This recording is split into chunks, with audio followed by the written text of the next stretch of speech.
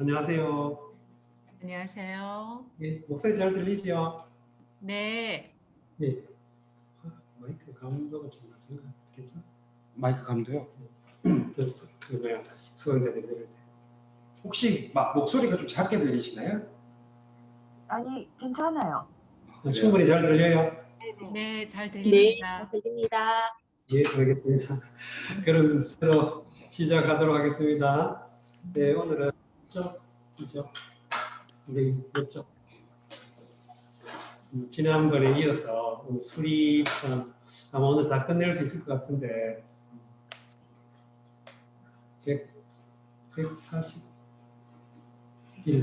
141 네, 141 진사패 네. 자, 읽어 드릴게요. 진사패 문소공이 지례호이다. 공자왈 지례이다. 공자 퇴크신을 읍무마기 이진지왈 오문 군자는 부당이라 하니 군자도 역당과 군이 쉬여 오하니 위 동성이라 위지 오맹자이라 하니 군이 지례면 숙부지례리요. 무마기 고한대 자왈 구야이 행위로다. 구유과이어든 인필지지오며 진사패이 무자오되 소공이 예를 알더니까 공자 가라사대 예를 아르시더니라. 공자의 퇴하야신을 무마기를 읍하야 나와 가로되 나는 들으니 군자는 당치 아니한다오니 군자도 또한 당하느냐.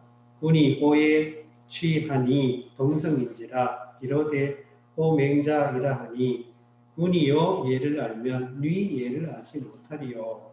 무마기 고한대 자왈 구야의 행위로다. 진실로 허물이 있거든 사람이 반드시 알거며.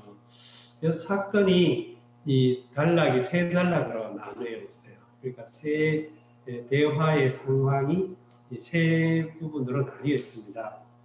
첫 번째, 진사패가 소공이 예를 아느냐고 물었다. 이렇게 되죠. 일단 진사패라고 하는 표현은 진은 나라 이름이에요. 진나라. 이제 이 공자가 이렇게 천하를 돌아다니다가 굉장히 고생한 그 지역이 이 진나라와 채나라 사이, 채나라라고 하는 이 진세 사이에서 양식이 끊어져 가지고 아주 고생을 겪기도 했던 그런 나라, 진체전량이라고 하는 그런 고사가 있는 곳입니다. 근데 이 진나라의 사패 이렇게 되죠. 근데 이 사패, 이 패라고 하는 것은 지다, 뭐 실패하다 할 때 무너지다, 뭐 이런 뜻으로 우리가 보통 패배했다, 실패했다 할 때 그자고, 이 사라고 하는 것은 다스리다 그런 뜻이 있어요. 책임지다, 맡아보다, 다스리다. 그래서 사패, 그러면 패와 관련된 일을 맡아본다. 그래서 여기는 주석에 의하면 사패는 관명이니 즉 사구야라. 이렇게 노나라의 사구라는 벼슬이 있어요. 이 사구는 구는 도적 구자니까 사구라고 하면 행정이나 또는 국가까지는 행정법 같은 거 이런 것들 집행하는 관리를 사구라고 했어요. 그럼 거기에 해당한다. 그러니까 치안, 행정 뭐 이런 것들을 법 같은 거 이런 것들을 집행하는 그런 기관이라 그런 장관이라고 볼 수 있죠. 진나라의 사패가 묻기를 소공지례호 이렇게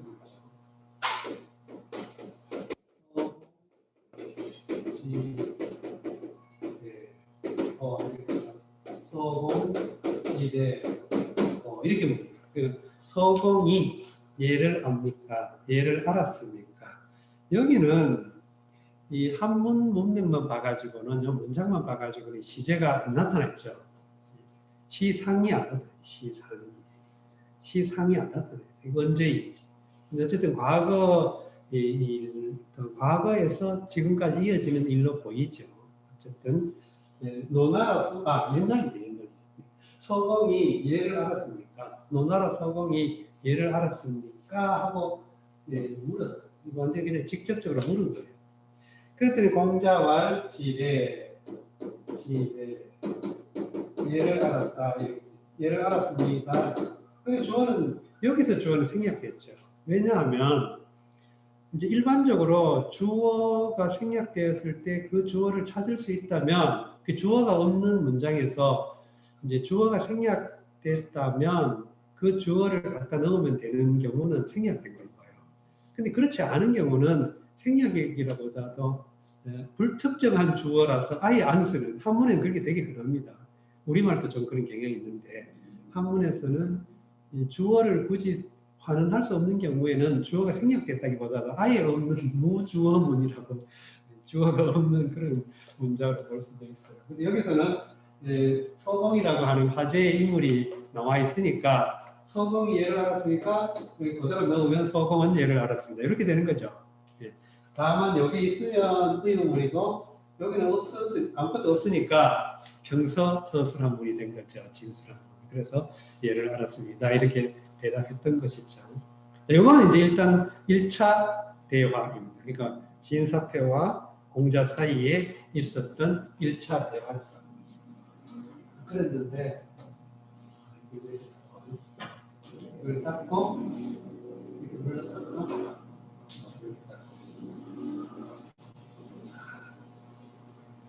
이제 다 이쪽으로 가야 되겠네. 공자퇴 거신을 읍무마기 이진지 이게 또 한 사건이에요. 상황설명. 그리고 공자퇴 이거는 공자가 물러났다라고 하는 그냥 단순한 사건 진술이에요. 그리고 그 다음에 읍무마기 이진지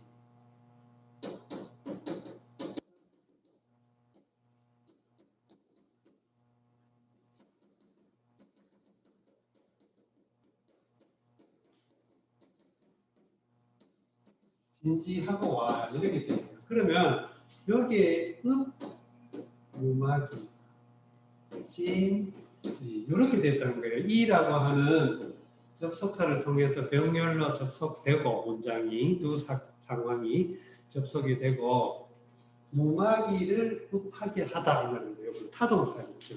그러면 여기 주어는 누구냐? 역시 진사패죠. 진사패가 무마기를 읍하게 했다 이 말입니다. 그러니까 무마기에게 일종의 간접 목적어 같은 거예요. 무마기에게 읍하게 했어요. 그 다음에 그를 나오게 여기 이제 직접 목적이죠. 그를 나오게 했어요. 그러니까 무마기에게 읍하고 나와라 이렇게 하는 거예요.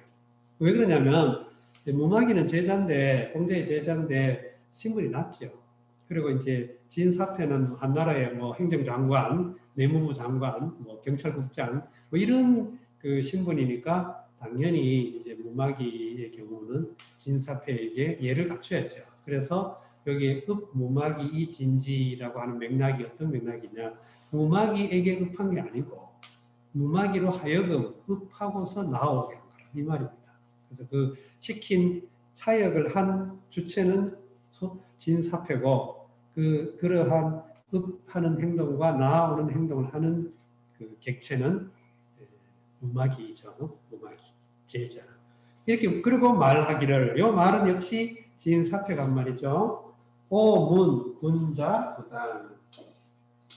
오문 군자 부당. 오문 군자 부당. 목적절이죠. 군자는 당을 하지 않는다. 목적어 절이죠. 그러니까 군자는 당을 짓지 않는다. 군자는 편들지 않는다. 군자는 이렇게 편들지 않는다. 당을 이루지 않는다. 무리를 짓지 않는다. 뭐 아무튼 간에 뭐 이렇게 연결을 좀 말이 좀 어려운데요. 근데 아무튼 간에 약간 주관적으로 편들고 이런 건 없다. 그런데 이렇게 들었다. 이거는 하나의 1차 진술이에요. 그런데 군자 역당호 이거는 지금 요 상황과 이게 일반적 상황이었는데 오문 문자 부당 이 말은 무마귀가 들었던 일반적인 정보예요. 말하는 무마귀 아니 무마귀 진사패가 그러니까 군자는 당하지 않는다고 나는 들어서 알고 있다 이 말이죠. 그 군자도 역당호 군자가 역시 당을 짓는가 하고 물은 거죠. 역시 그러니까 역이라고 하는 거 있죠. 군자도 당을 짓는가 여기서 역이라고 하는 걸 부사어고 호는 의문 어기사죠. 그래서 군자도 당을 짓느냐 군자 또한 당을 짓는가 하고 물었다는 것이죠. 군이 취여오하니 위 동성이라 위지 호명자이라 하니 자 요거는 문장이 조금 상황 설명이 좀 필요한데 군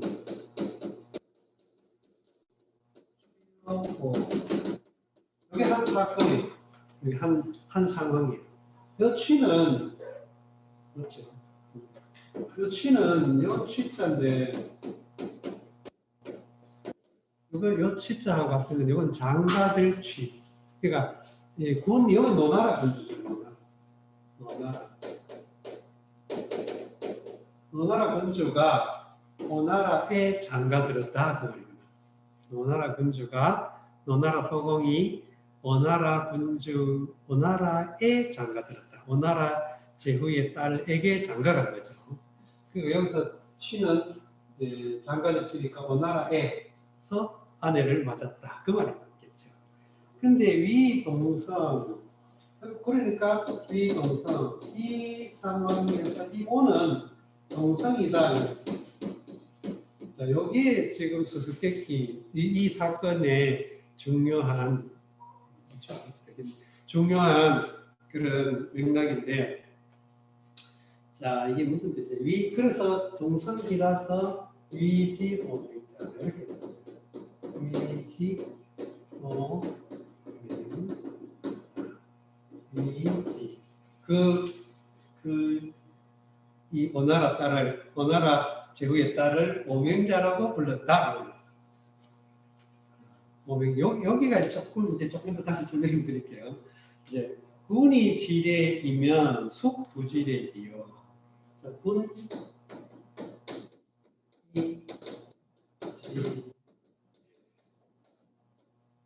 일종의 주어 역할을 하죠. 얘를 안다 여기 일종의 이제 물론 동사 목적 구조지만 전체적으로 수로로 보여요. 그러면 군이 군주이면서 얘를 안다.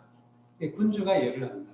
이러면 이게 뒤에 문장과 연결되어서 조건화를 이룰 경향이 있습니다. 그러니까 군주가 얘를 안다면 숙부지례.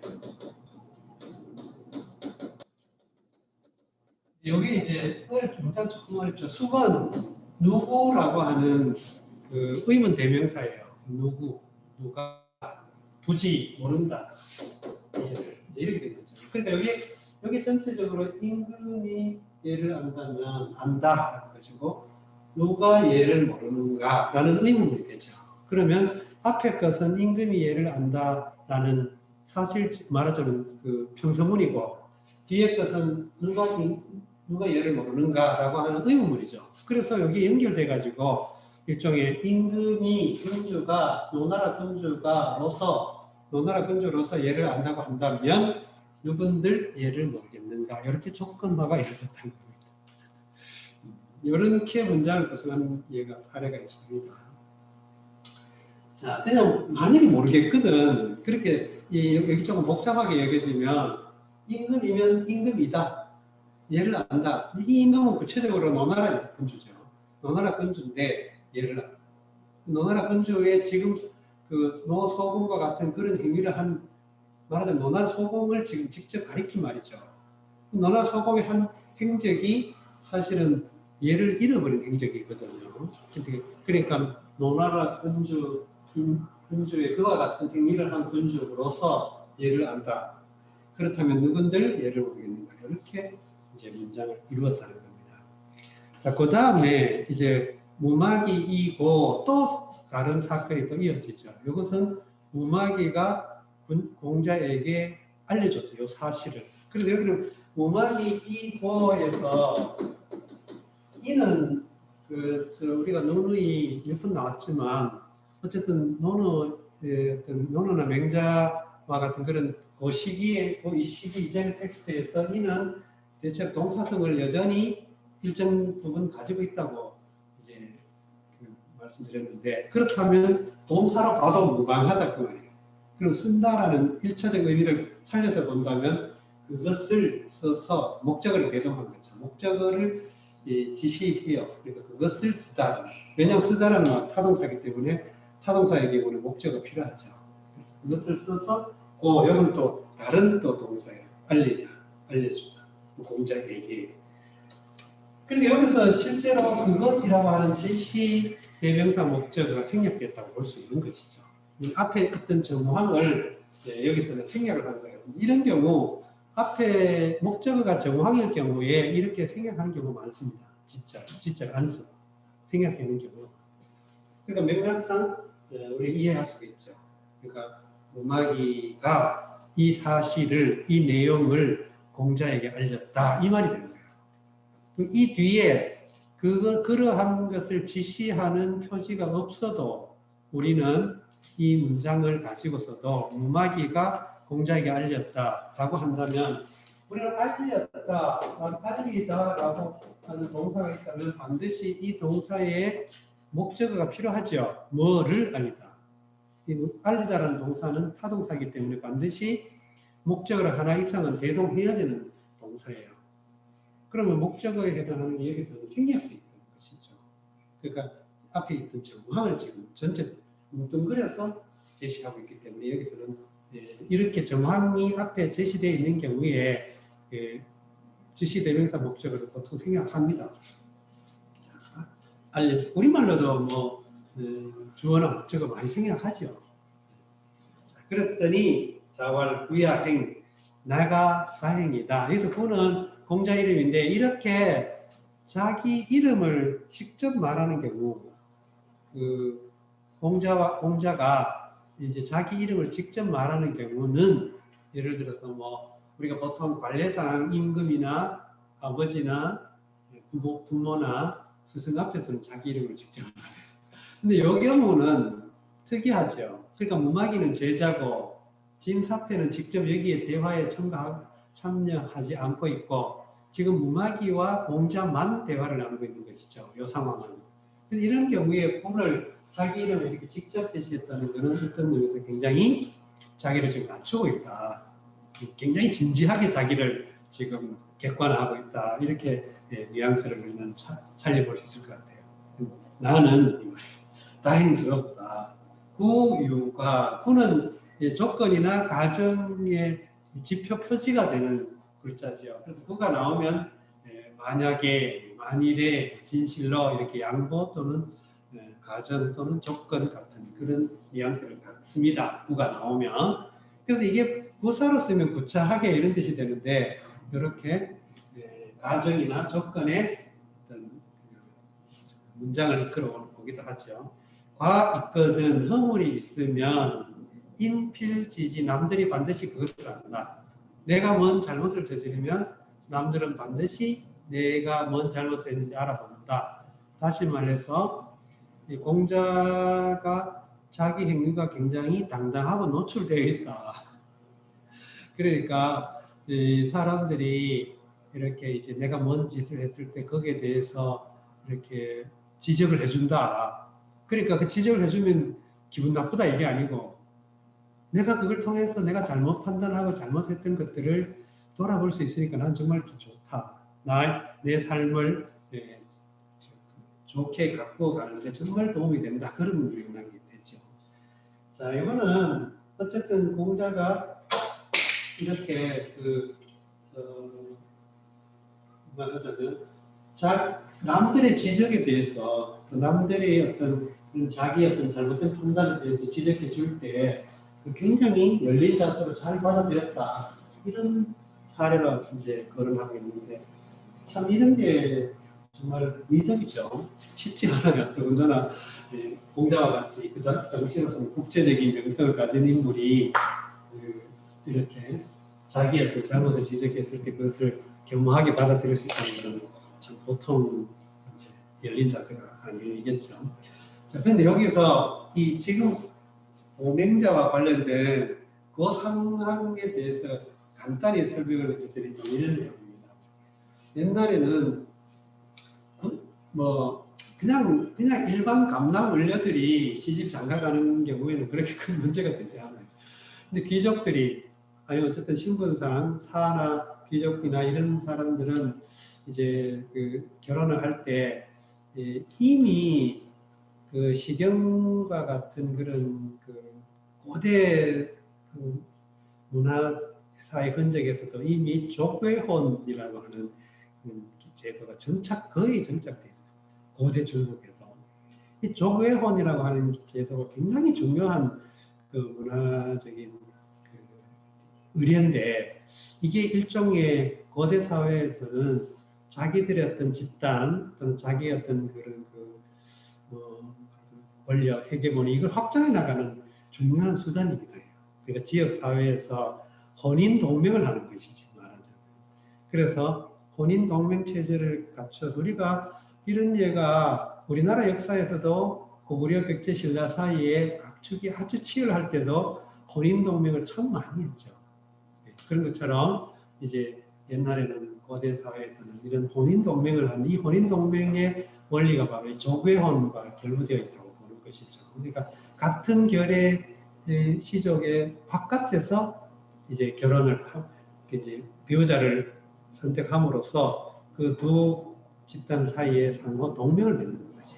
근데 여기서 그런데 이제 중국 고대 사회의 예법에 의하면 불취 동성 이런 경우가 있어요. 이런 문화가 있어요. 그러니까 같은 성의 여자를 취하지 않는다. 성이 같은 경우에는 결혼할 수 없다. 이게 지금 우리나라에도 여전히 관습적으로 남아있는 동성 동본 결혼 못한다 하는 그런 관습이 아직도 남아있잖아요. 근데 이 일반적으로 불취 동성이라고 하는 이제 옛날 그런 관습인데 이 오나라와 노나라 사이에 왜 이 문제가 거론이 됐냐 하면 이런 상황이었어요.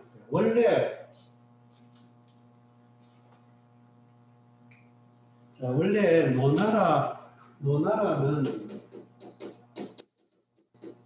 그 주공에게 봉해진 거예요. 주공에게 봉해진 주공의 이름이 희란. 그러니까 성이 희씨란 말이에요. 희씨. 성이 희씨예요. 희단이 주공인데 이 주공에게 봉해진 나라가 노나라다. 그 다음에 오나라는 지금 우리가 이제 그 삼국지에 오나라 나오죠. 지역 그러니까 장강 남부, 장강 하류에서 그 일대를 이제 오나라라고 하는데 이 오나라는 원래 이제 이 그 주 부족의 그 역사에 이런 이야기가 있습니다. 처음에 이 고공담보라는 이 고공담보가 이제 그 아들을 낳았는데 아들이 이제 그 태백 주몽 계력 이렇게 나왔어요. 이건 몰라도 상관없습니다. 그냥 말씀드리려고 한 거니까. 첫째가 태백, 둘째가 중공, 그 다음에 계력이 백, 중, 계 이렇게 서열이 이루어진 거죠. 계력은 어쨌든 맞네요. 근데 이 계력의 아들이 창이 있었는데 창이 굉장히 똑똑하고 영특했어요. 그래서 이 고공이 볼 때, 고공담보가 볼 때, 이게 우리 집안을 일으킬 애는 요 창이다. 그러니까 셋째 아들의 막내 아들의 손자가 막내집 손자가 우리 집안을 일으킬 거다. 그래서 내심 이 아이를 굉장히 늘 이렇게 애지중지하고 기대를 걸고 있었어요. 그 사실을 알게 된 태백과 주몽이 가만 생각을 해보니까 만약에 우리가 여기에 내가 그대로 남아 있으면 장자 상속의 어떤 관습상 내가 당연히 물려받게 되겠죠. 그러면 아버지의 기대에 져버리는 꼴이 된다는 거예요. 아버지 기대에 부응하지 못하는. 그리고 이때만 해도 아직 주부족은 중국 전체에서 두각을 나타내지는, 뭐 두각은 좀 나타내긴 해도 그렇다고 중국 전체를 좌우할 만큼 영향은 안 되고, 한창 이제 부족이, 시족이 번성해 가는 그 계기가 되는 시점이었어요. 그러니까 누구라도 이제 자기 어떤 영향력, 역량, 자기 어떤 그 세계를 넓히고자 하는 게 유기체의 본질적 욕망이잖아요. 그러니까 이 고공이나 이 태백이나 이런 사람들 다 희시니까 이 주부족이, 이 주부족도 마찬가지로 이 당시 이제 중국의 그 주도하는 나라는 은이라고도 하는 상나라인데, 상나라가 주도하는 중국 세계 질서 속에서 주부족도 역량을 강화하고 이제 자기 어떤 영향력을 확대해 나가려면 부족이 계속 발전을 해야 되죠. 성장해야 되고. 근데 이 자식들의 어떤 자질에도 보면 마다들은 대체로 약간 보수적이고 또 그걸 이제 이어받는 것을 잘 지키는 정도의 그 자세를, 세계를 많이 갖는데요. 세계관이. 근데 둘째나 셋째 같은 경우는 이제 물려받는 게 많지 않으니까 자기 걸 만들려고 해. 그러니까 우리가 신화나 설화나 전설 이런 데서 보면 항상 뭔가를 말썽을 이루거나 큰일을 하거나 처지간에 그 분위기를 뒤바꾸는 그 사람 대부분 둘째 아니면 셋째, 심지어 막내 뭐 이런 상황이죠. 그러니까 태극과 중공이 가만 생각하니까 만약에 내가 그냥 이 아버지 밑에 있으면 아버지 돌아가시면 당연히 내한테 이게 권력이 전개될 텐데, 그렇다면 나는 괜찮아. 그리고 우리 부족도 뭐 그냥 이 상황에 유지하는 정도는 나도 할 수 있어. 그런데 아버지의 소망대로 주 부족이 더 번창하려면 창객이 물려줘야 됩니다. 창객까지 내려가도록. 그러려면 나는 여기 있으면 안 되겠다. 나는 여기 있으면. 그래서 태백이 이 망명을 그러니까 중홍도 형의 뜻을 알아차리고 또 아버지 뜻도 알아차리고 형을 따라갔어요. 그러니까 자연히 이 두 형제들이 이제 부재하게 되니까 계력에게 이제 계통이 이어져 가지고 자연히 창의계로 이어지게 되죠. 요 관계, 나중에 계력은 왕계라고 이제 추정이 돼 가지고 왕계. 그래서 요 창은 문왕이고. 자, 이렇습니다. 자, 이렇게 우리는 지금 동아시아 문화, 근대 이후로는 동아시아 문화에서 상당히 어떤 문화적 단적이 있어서 잘 여러분들도 좀 낯설겠지만, 조금 이전 세대만 해도 왕계, 계력, 그리고 왕계, 문왕, 무왕 이런 것은 상식적으로 들었던 인물이에요. 그러니까 우리가 용비어천가 이런 데도 이 고사가 되게 많이 자주 나오고 있어요. 아무튼 왕계가 그러니까 이제 계력에게 물려지게 됐죠. 그러니까 이 태백과 중홍은 어디로 도망을 갔냐? 가다 물론 이게 그 설화적인 요소가 있으니까 굉장히 뭐 스무드하게 평화적인 정권 이양 같지만 솔직히 알 수 없어요. 알 수는 없어요. 그러나 석양이라든가 뭐 그러나 이제 어쨌든 과거의 어떤 여러 설화적 요소 속에서도 보면 굉장히 이 평화롭게 어쨌든 권력이 승계된 걸로 이제 되어 있죠. 그러니까 이 태백과 중홍이 이 오라고 하는 그 장광 쪽 유역 쪽으로 가가지고 이제 자기들을 따르는 무리와 함께 이제 그 지역에 정착하면서 나라 이름을 오라고 했어요. 그런데 이 오라고 했지만 역시 태백이나 중홍은 다 성이 희시잖아요. 희시. 그러니까 오나라는 자동적으로 희시였다 이겁니다. 희시. 노나라도 희시. 동성이죠. 근데 여기에 이 산동반도에 태산을 중심으로 해가지고 여기 노나라, 제나라인데 이 제나라는 강씨였어요. 그래서 노나라와 제 나라가 혼인을 굉장히 번질나게 자주 했어요.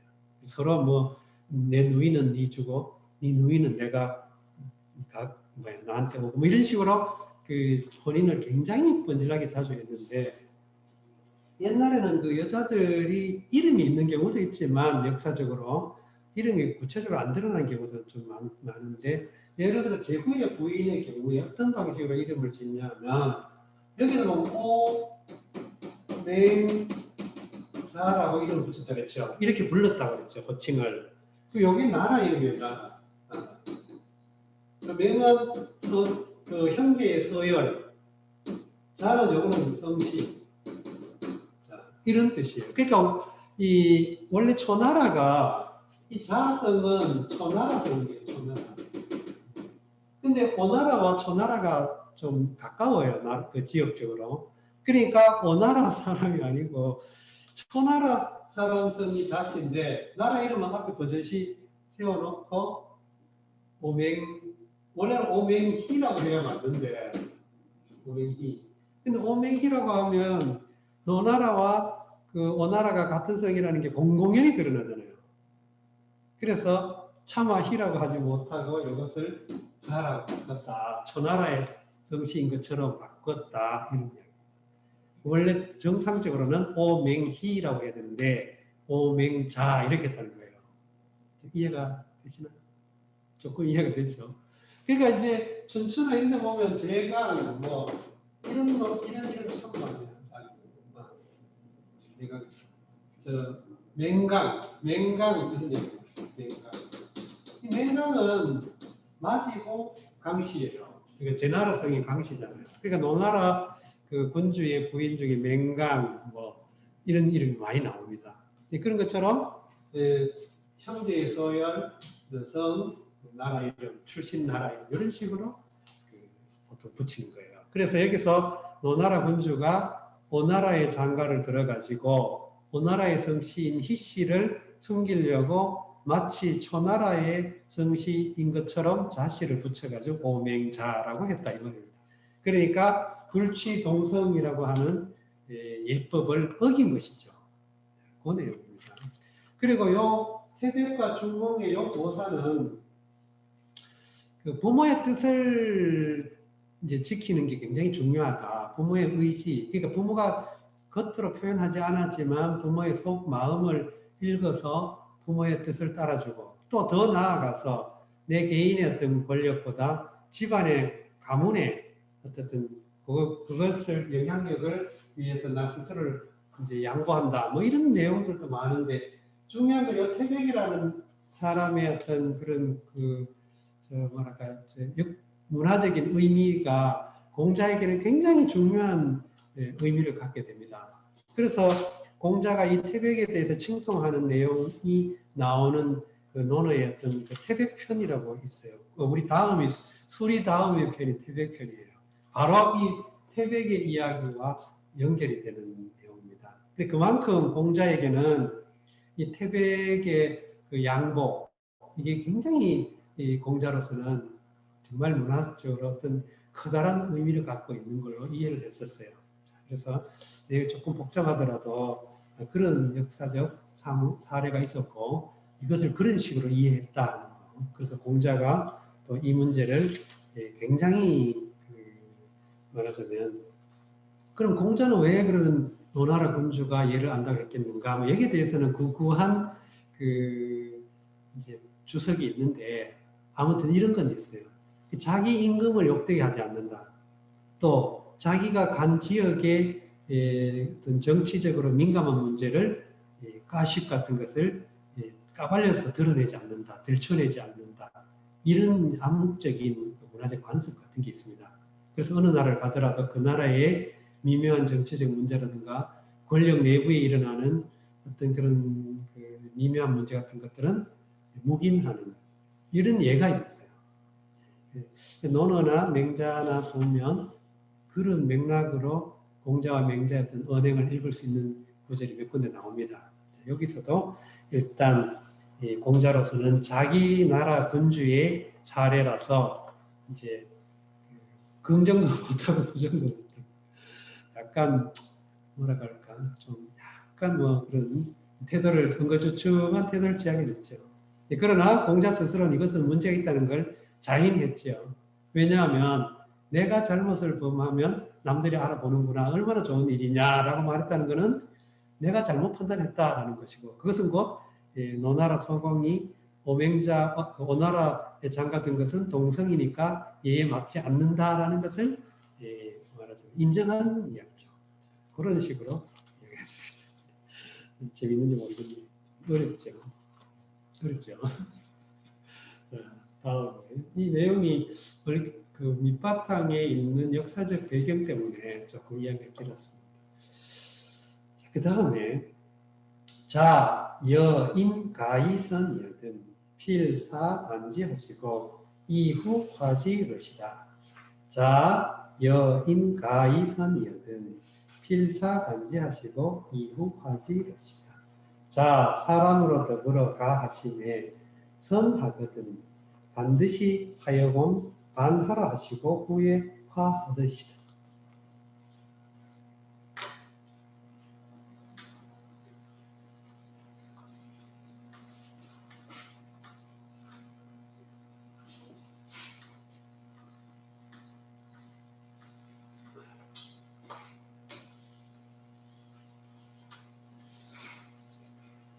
그럭저럭 좀 적응이 되어가는 것 같습니다. 자, 여인가이선. 자, 여인가. 여기 일단 한 정보죠. 근데 이선. 선생님께서 뭐뭐와 여기는 불특정한 사람이에요. 어떤 사람들, 남들, 어떤 사람과 더불어서 노래를 했는데 그것이 좋다고 합니다. 그게 일종의 수러 역할이죠. 자, 여인과 선생님이 남과 노래를 한 것이 좋으면, 그러니까 노래를 잘했다. 좋은 노래를 잘 불렀다.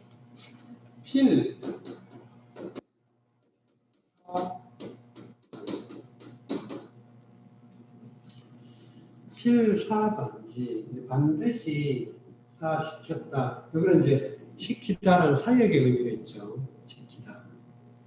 그러면 반복을 시키다. 그렇죠. 근데 여기서 요 지가 뭐냐? 이게 이제 그 학자들에 따라 조금 달리 해석을 하는데 이걸 노래로 보는 거예요. 그러면 사 자체가 사역의 의미가 있으니까 반이라고 하는 동사를 타동사로 봐가지고 반하게 하다, 되풀이하게 하다 이 말이죠. 그러면 되풀이함을 당하는 그 말하자면 목적가 필요하죠. 그래서 요 경우에 그 어쨌든 이 노래를 잘하는 사람, 이 사람을 가리키는 말이 생략돼 있지 않을까 이렇게 문법적으로 보기도 합니다. 이렇게 본다면 만약에 이게 여기 인이 여기에 생략돼 있다면 그 사람을 시켜서 이 말이죠. 그것을 반복하게 해요. 반은 반복하게 하는 거예요. 그럼 여기서 시키는 주체는 자죠. 자, 선생님께서 이제 어떤 사람과 노래를 했어요. 근데 노래가 좋았어요. 그러면 그 선생님이 반드시 그에게 그 노래를 반복하게 하였다. 이 말이죠. 그 다음에 이후하지. 그리고 그 뒤에 이후는 이후로 쓰기도 해요. 이렇게 쓸 수도 있어요. 그리고 그 뒤에 그런 뒤에 화지는 역시 화지죠. 그것을 화답했다. 화답했다는 건 같이 불렀다, 뭐 따라 불렀다, 뭐 이런 느낌인데 어쨌든 여기서도 이제 공자의 어떤 언행을 그냥 건조하게 전달해주고 있는데 그 내용은 되게 단순하죠. 어떤 사람들과 노래 불렀어요. 이걸 봐도 공자가 평소에 음악, 또 그때는 뭐 음악이라고 하는 게 뭐 약간 클래식한 음악도 있고 또 민가도 있고 당연히 그렇죠. 그거는 뭐 어느 사회라도 그랬을 거예요. 우리가 민가로 볼 수 있는 거는 시경의 국풍에 들어있고, 그 다음에 클래식한 음악은 아나 송에 들어있으니까 우리는 이미 공자가 시경을 편찬한 시대, 다시 말해서 공자가 시경을 편찬하기 이전에 중국 사회에 불려졌던 여러 장르의 음악에는 이미 민가도 있고 클래식한 음악도 있고 종교음악도 있고 이렇게 여러 종류의 장르가 있었다는 걸 이제 나타내고 있죠. 자, 그러면 평소에 공자는 이처럼 사람들과 노래를 즐겨 부르고 또 그 노래를 잘 불렀을 때 반드시 적절한 반응을 하고 그래서 그것을 통해 가지고 그 분위기를 살리고 뭐 이런 이제 교우 관계라든가 뭐 이런 것도 볼 수 있고 음악에 대한 자세 어쨌든 여기서도 그냥 평이하다면 평이한 증언이긴 하지만 나름대로 또 공자의 어떤 인격적 인간적 면모를 볼 수 있는 아주 재미있는 흥미있는 정보이기도 합니다. 사람과 더불어 노래하다. 여기 한 답변이고 이제 그게 노래했는데 그것이 잘했다. 여기 한 그 정보고 그다음에 반드시 그 사람을 시켜서 시키기 반복하게 하고 그래 세 번이에요. 노래를 처음에 불렀어 1차적으로 2차적으로 반지했어 3차 세 번째 화지했어. 그러니까 세 단계로 그 노래하는 상황이 이제 이어지고 있어요. 문장은 간단한 것 같은데 되게 짧은 문장이지만 어떤 그 사건의 층위가 세 층을 이루고 있다. 이런 것들이 우리가 한문을 읽을 때 문장이 길건 짧건 어쨌든 그 문장이 이제 전달하는 내용에서 층위가 몇 개냐 또는 상황이 어떻게 이제 나누어지느냐 이런 것들을 좀 잘 눈여겨봐야 됩니다. 그렇게 문장을 분석해 보면 한문은 특히 이걸 잘 해야 돼요. 왜냐하면 그나마 논어 맹자와 같은 것은 오랫동안 많은 사람들이 읽어서 그 문장에 대한 그 이제 문형이라든가 문장이라든가 문체, 문법 이런 것들이 정돈이 됐는데 뭐 좌시전이라든가 뭐 이런 다른 책들을 보면 앞뒤 맥락이 그 없이 우리 알 수 없게 짤막짤막하게 한두 글자로 구나 절을 이루는 경우가 많아요. 이게 보통 우리가 문장에서 구와 절을 구분할 때 구는 두 개 이상의 단어가 모이면 구라고 하고 그것이 이제 나름의 그 주어 수로를 갖춘 문장이 처리가 되면 절이라 그러죠. 근데 우리말이나 다른 문장은 대부분 구와 절이 그 주어 수로 목적어 같은 이런 구조가 있는데 한문의 경우는 한두 단어가 구를 이루기도 하고 심지어 절도 이루기도 해요. 그래서 그런 것들을 잘 알려면 한 글자라도 이것이 어떤 측면에서 논의되고 있는가 하는 것들을 우리는 좀 더 꼼꼼하게 챙겨보는 훈련이 필요합니다. 훈련하는 거죠. 자, 하나 더 하고 쉬도록 할게요. 자왈 문 막 고유 있냐 공행군자는 즉오 미지 유득호라. 자왈 문 막 고유 있냐 공행군자는 즉오 미지 유득호라. 자 가라샤되 문은 아니 내 사람 같으냐 군자를 몸소 행함은 곧 내 득함이 있지 못호라. 이 언해가 참 재미있게 잘 달려있어요. 혹시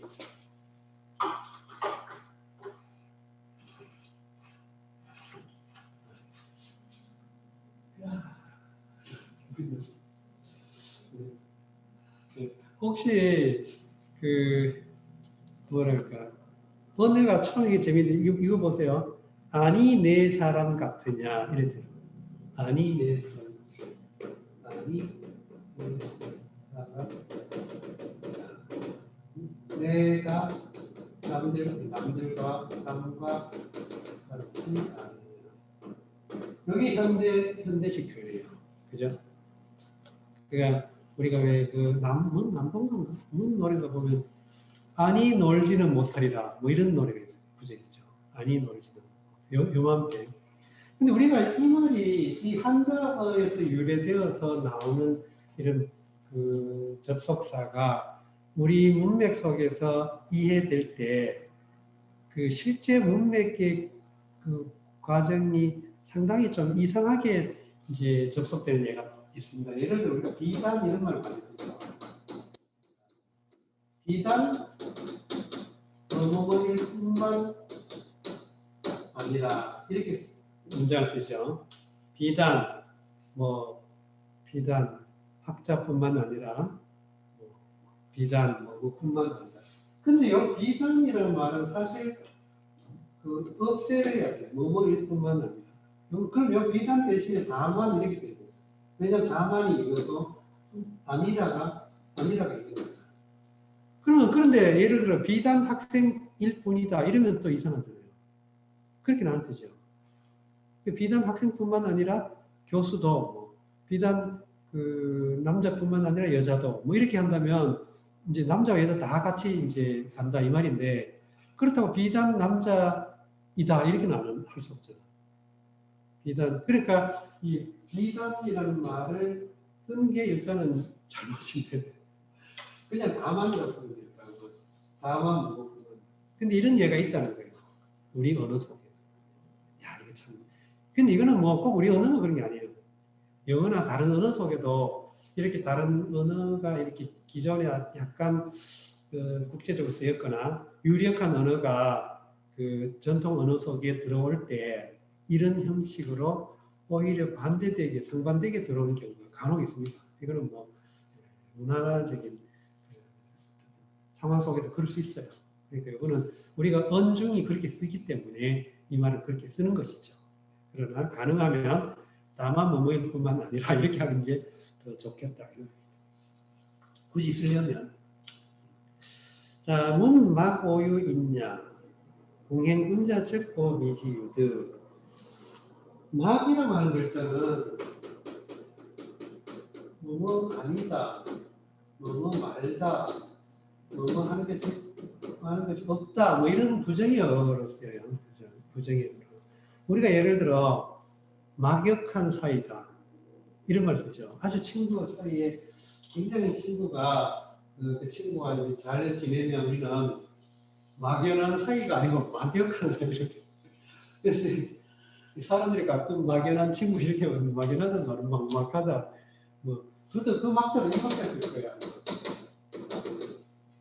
그리멍덩한 것 막연한. 근데 요건 막역. 이 거스름이 없는 거. 그 친구하고 뭘 해도 거스름이 없는 거. 이거 막역이죠.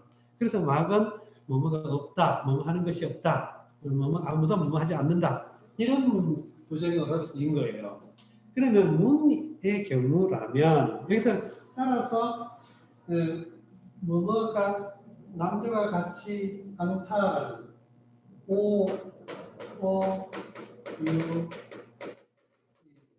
나는 남들과 같다. 나는 남들과 같다. 근데 야가 붙었죠. 야. 그 다음 여기에 막이 들었죠.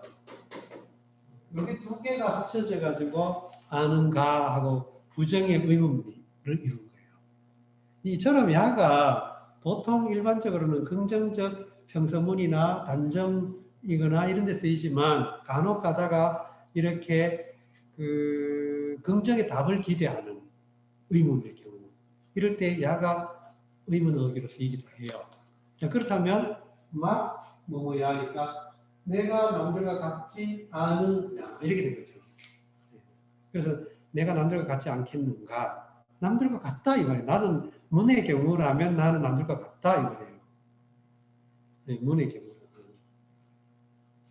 또는 뭐 남들과 별 차이가 없다 이 말이겠죠. 그런데 그러면 따라서 여기서는 문에서 이 사이에 습이라고 하는 안정 또는 가정 또는 제한하는 그 뉘앙스가 들어가야 되는데 그게 없죠. 생략돼 있죠. 왜냐하면 그 뒤에 보면 공행분자 즉 오미지유득 이렇게 돼 있잖아요. 공행분자라면 이렇게. 그러니까 그 남과 같지 않겠는가 하는 말은 남과 같다. 남만큼 한다 그 말이에요. 그러니까 긍정적으로. 문장은 의문문 같지만 실제 내용은 남과 차이 없다. 난 남들만큼은 한다 그 말이에요. 근데 여기 뒤에는 공행분자 즉 해가지고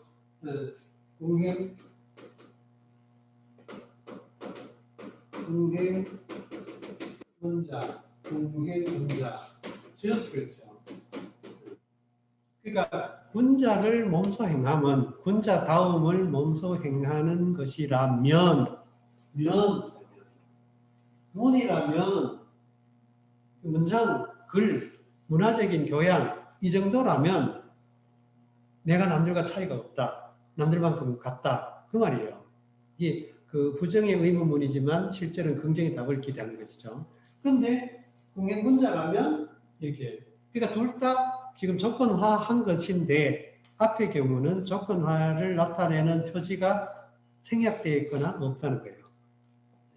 그 뒤의 것으로 우리는 이 전체 문장이 이 조건문이 두 개가 나란히 연결됐다고 우리는 짐작할 수 있겠죠. 자, 그러면 공행문자라면 미지, 미지, 나는 얻음이 얻었다. 얻음이 있죠.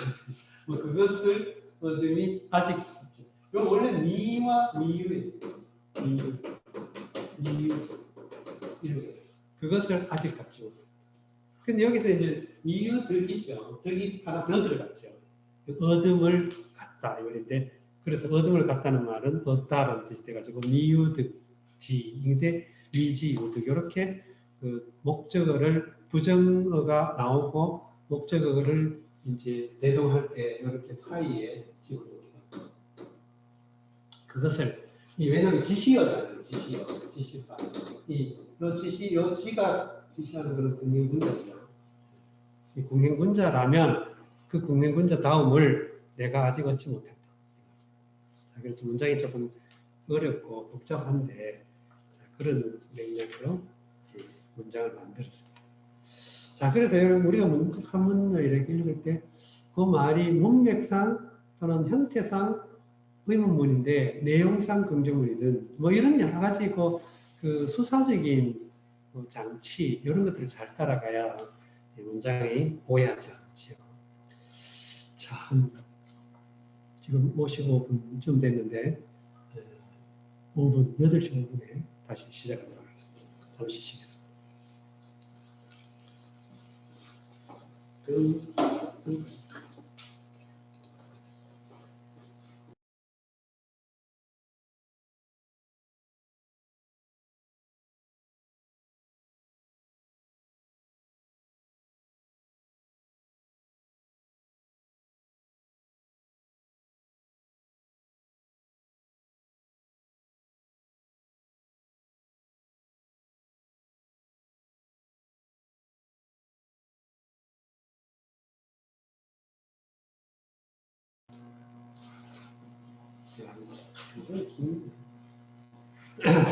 안녕하세요. 또 시작하겠습니다. 자왈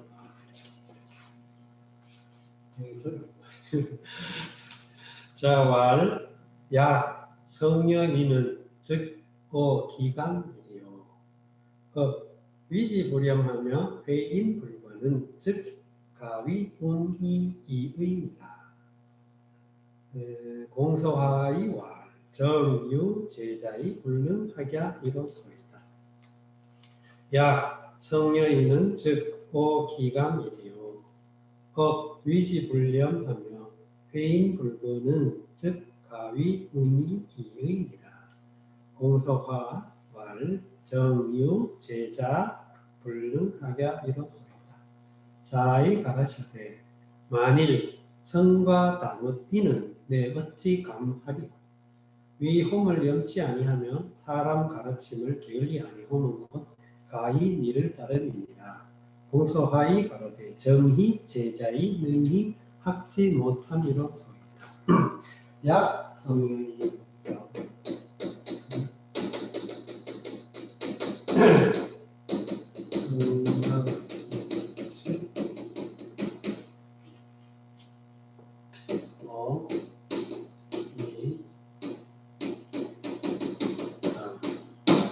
요게 한 문장인데, 그렇게 됐죠. 그래서 여기 언해는 만일에 뭐 이렇게 됐지만, 실제로 이제 이 약과 적이 이렇게 해가지고 이쪽에 대비를 이루고 있더라고요. 그러니까 성과 인이라면, 성과 인의 경우라면, 이 말이에요. 성과 인이라고 하는 덕목의 경우라면, 호기감 내가 어찌 감히 하리요.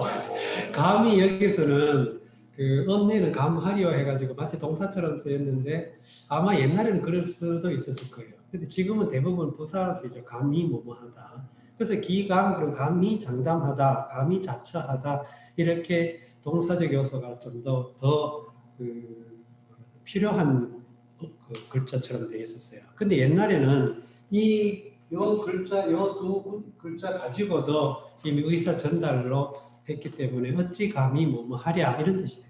어찌 감히 하랴. 어찌 감히 자처하랴 이 말이에요. 성과 인의 경우라면 내가 어찌 감히 자처하랴. 근데 이 기감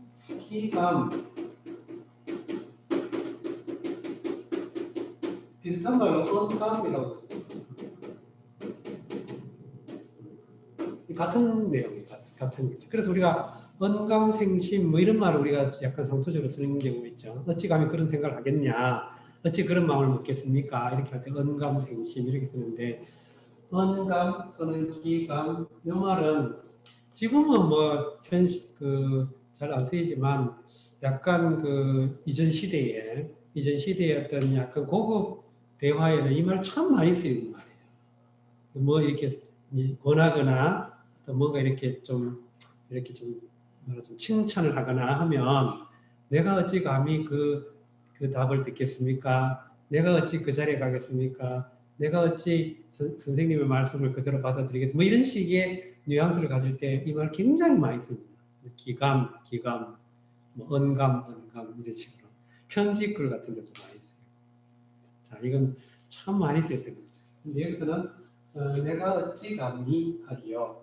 어찌 감히 성과 인하다 하리요. 그 말이에요. 성과 인의 경우라면, 예를 들어 성과 인의 경우라면 내가 어찌 감히 하리요. 내가 어찌 성하다, 인하다 할 수 있겠는가? 그거죠. 근데 그 다음에 억이라고 해요. 이 억은 선택 의문문에도 쓰였죠. 전에 앞에서 그 하기편인가 거기 보면 부자지 시방여의 필문 기정하시나니 구지여와 억여지여와 이런 구절이 있었죠.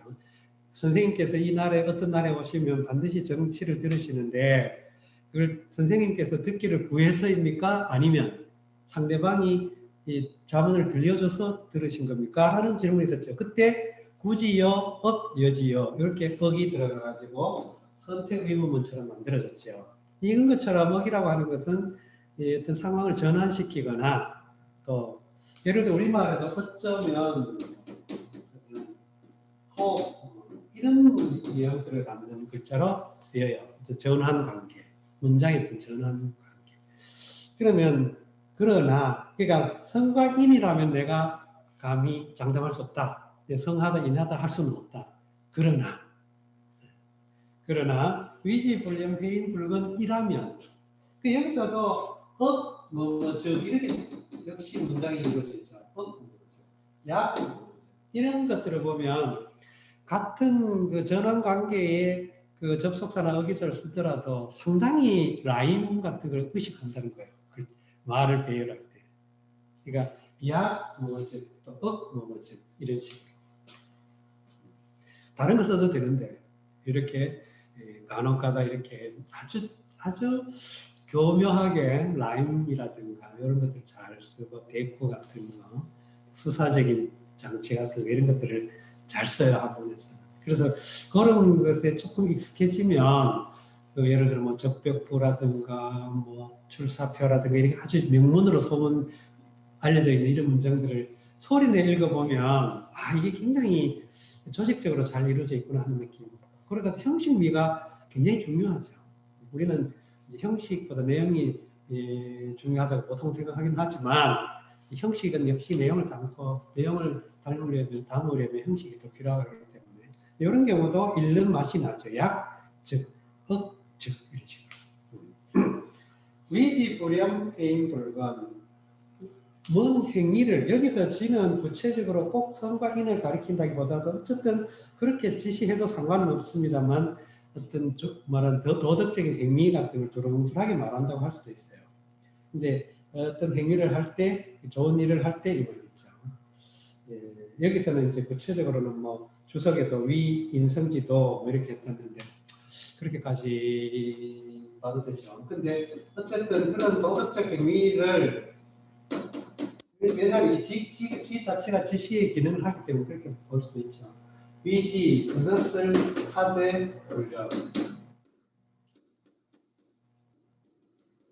영이라고 하는 거는 보통 우리가 싫어한다 이런 뜻을 사실은 물리다 이런 뜻을 너무 많이 갖게 돼 가지고 물렸다 그런 말 쓰잖아요. 질렸다, 뭐 물렸다 이런 뜻으로 쓰이는 영은 그런 맥락이거든요. 염증이 난다. 우리는 요즘 염증이라고 하면 잘 안 쓰는 말이지만 실증 난다는 걸 옛날에 염증이 난다 그랬거든요. 그래서 여기서 그만큼 너무 많이 겪었다. 그래서 여기서 위지불량 그랬던 도덕적 행위를 여기는 구체적으로 말한다면 선거인이라고 할 수도 있습니다만 그런 행위를 하는데 염증을 내지 않습니다. 실증을 내지 않습니다. 실증을 낸다는 것도 우리가 그냥 실증 자체는 싫다라는 말인데 이 싫다라는 말이 그냥 나쁘다는 뜻으로 쓰이는 말이잖아요. 근데 여기서 염이라고 하는 건 좀 다른 의미예요.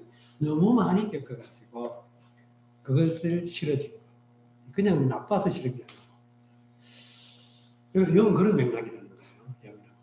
그 다음에 회인불과 남을 가르칠 때 게을리하지 않았다. 그러니까 사람들에게 도덕적 어떤 행위를 하도록 가르칠 때 게을리하지 않았다.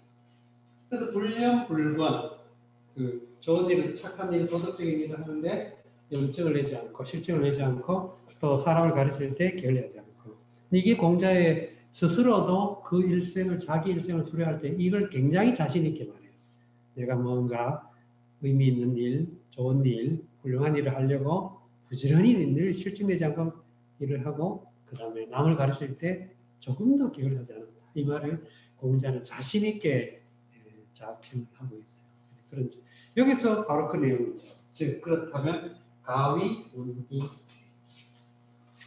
자, 가 실제 주요 동사는 위이지요. 말하다, 이르다, 일컫다, 뭐 판단하다, 평가하다 뭐 그런 가는 그 위를 보조해주는 도와주는 약화된 동사 형태예요. 우리가 영어로는 조동사라고 그러죠. auxiliary verb, auxiliary verb 발음을 좀 잘. 조동사라고 합니다. can, must 뭐 이런 데다. 그 가위 그런 말할 수 있다, 뭐뭐라고 할 수 있다. 그 다음에 이 이렇게 되죠.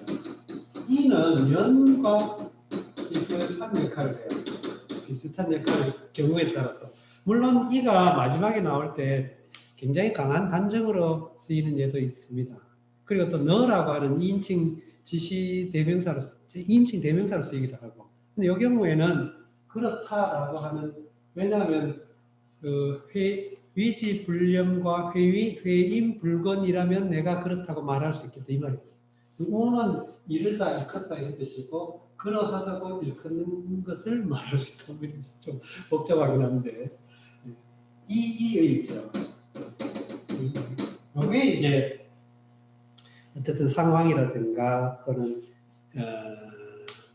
새로운 상황이라든가 뭐 의기상 단정의 의미를 가지고 있습니다. 굉장히 강하게 단정해 주는 거니까. 그래서 위지불념, 회인불건이라면 내가 그렇다고 말할 수 있다. 자신 있게. 이런 뉘앙스를 가지고 있습니다. 그래서 이 의가 들어감으로 해서 그 뉘앙스가 굉장히 단정적이다. 이렇게 느낄 수가 있죠. 이처럼 우리가 어떤 언어를 덜 끝냈네요. 공소화가 말하기를 정, 유, 제자, 불능하야 이렇습니다.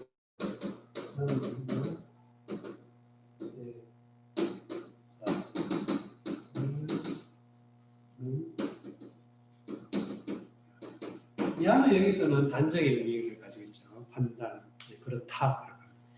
근데 여기서 정은 제자 불능하, 제자 불능, 요거는 요 자체는 동사예요. 이거는 부정의 보조 동사 같은 거예요. 이게 실제로 이게 이제 본동사예요. 주요 동사. 자, 그러면 제자가 배우지 못한다.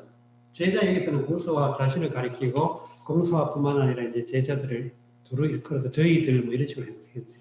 저희들이 배우지 못하는 것입니다. 이 말인데, 이 학은 우리가 반드시 스터디라는 의미로 이해하기보다도 본받는다 이런 의미로 해석할 수 있어요. 따라 배우다, 본받다, 뭐 흉내내다 뭐 이런 느낌으로 우리가 배움이라고 하는 걸 좀 너무 진지하게 받아들일 게 아니라 우리가 뭔가를 모방하고 흉내내는 것도 배우는 거죠. 그렇게 해서 뭔가 이렇게 좀 더 우리가 학습이라는 과정을 보면 사실 모방과 흉내가 학습의 출발이에요. 그런데 그래서 예술은 자연의 모방이다. 아주 고전적인 그 예술론 이론의 아리스토텔레스나 이런 고전 히랍 철학에 있어서 그런 얘기하죠. 자연의 모방. 그러니까 그런 것들이 하기 말하자면 그렇게 배움이다라는 의미긴 하지만 본받는다, 따른다 이런 정도로 이해해 보겠다. 그런데 여기서 정은 바로라고 하는 바르다라는 형용사지요. 형용사. 뭐 한문 문법은 이걸 성질사라고 하는데 뭐 성질사라는 낯선 용어를 쓰기보다 그냥 일반적으로 우리 형용사라고 합시다. 그러면 바르다죠. 근데 이 바르다라는 형용사가 부사성으로 전성이 되면 바로 이런 뜻이 돼요. 바로 또는 바르게 그렇게 될 수 있죠. 물론 동사로 전성이 되면 바로 잡다라는 예를 들어 정명 오늘 바로 잡다 이렇게 동사로 전성되기도 하죠. 근데 여기서는 어쨌든 그 부사처럼 전성됐다고 보면 바로 제자가 저희들이 배우지 못하는 것입니다. 그럼 따라서 여기는 우리가 일반적으로 이거는 오직 일자잖아요. 오직 약간 부사로서. 근데 그게 아니고 일종의 위처럼 쓰였다는 거예요. 그러니까 수로 역할을 한다는 거예요. 이유가 그죠? 바로 저희들이 배우지 못하는 것입니다. 이렇게. 그래서 한문에는 수로 동사가 필요하지요.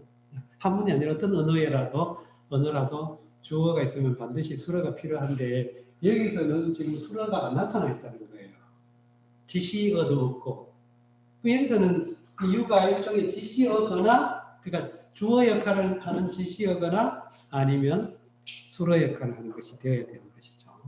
그래서 이런 바로 그 점이 저희들이 배우지 못하는 것입니다. 따르지 본받지 못하는 것입니다. 이런 정도의 그 대답이기 때문에 거기에 해당하는 역할을 유가하고 있다. 그래서 이걸 그 자전에 혹편이나 자전에서 보듯이 이유는 오직 이유 이렇게 해가지고 그렇게만 이해하면 문장을 제대로 이해하기 어렵죠. 그런 얘기입니다. 자, 그 다음에 질병이어시길. 제가 그 좀 경상도 억양과 또 사투리가 있어가지고 언어 전달에 좀 여러분들이 약간 낯설 수도 있는데 이 경상도 방언을 하는 사람의 장점이 한 가지가 있어요.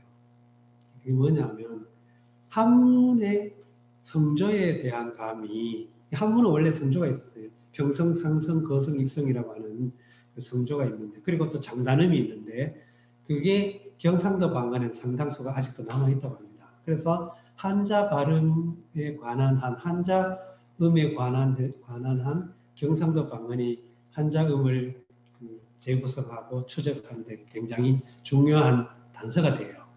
그리고 그래서 제가 읽을 때 좀 어색하게 들리더라도 저 사람이 왜 저렇게 읽었지 하고 좀 이렇게 약간 낯설게 여겨주시기 바랍니다. 낯설게 여기기가 대단히 중요한데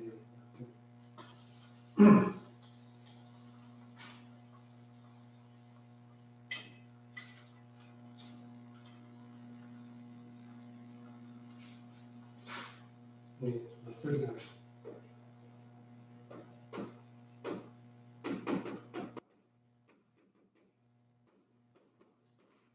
여기서 이 파밀리얼 체인지 러시아의 극작가 이름 갑자기 생각했는데 이 사람의 중요한 현대 극작에서 아주 중요한 그런 기법 중에 하나예요. 낯설게 하기라고 하는데 그 여러분들이 낯설게 하기가 문학적 효과를 주는 것들 여러분들이 잘 알고 있는 것 중에 하나 그 주요 사랑 손님과 어머니 주요서 맞죠?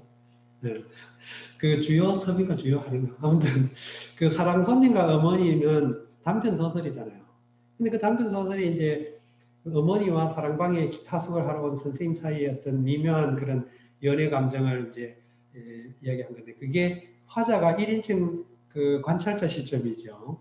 그 옥이라고 하는 옥킨가 하는 그 여자아이한테 6살쯤 돼 보이는 여자아이의 시점으로 이제 어른들은 참 이상해 뭐 이런 구조인데 그게 우리가 어른들을 대상으로 한 전통적인 서술법에서는 어린 아이가 어른들의 소설의 주인공으로 또는 화자로 등장하기가 쉽지 않잖아요. 근데 굉장히 그게 어린 아이 시각으로 봄으로써 어머니와 사랑 손님 사이의 그 미묘한 감정을 훨씬 더 효과적으로 드러내죠. 이런 것들이 일종의 낯설게 하기 기법이라고 하는데 그래서 이 낯선 것이 때로는 참신한 그런 감을 주지요. 그래서 제가 좀 낯설게 읽더라도 양해해 주시라 이런 말씀입니다. 좀 사설이 너무 길었습니다. 자, 질병이으시네. 자로 이 청도한데 자왈 유저 자로 이 대왈 유지하니 뇌의 왈 도이 우 상하 신기라 하도소이다. 자왈 굳이 도이 고구입니다. 한 번 더 읽어드릴게요. 자 질병이으시네. 자로이 청도한데 자왈 유저 자로이 대왈 유지하니 뇌의 왈 도이 우 상하 신기라 하도소이다. 자왈 굳이 도이 고구입니다. 자 지리 병하거신을 자로이 도홈을 청한데 자이 가라사대 있나냐 자로이 대하여 가라되 있나니 뇌에 가라되 너를 상하 신기에 비다 하도소이다. 자이 가라사대 구이도 홈이 오랍니다. 여기서 자 질병을 언해의 지리 병하거신을 이렇게 돼 있잖아요. 바로 이것 때문에 이제 말씀드리는데 실제로 질병을 가만 보면 우리는 흔히 합쳐서 질병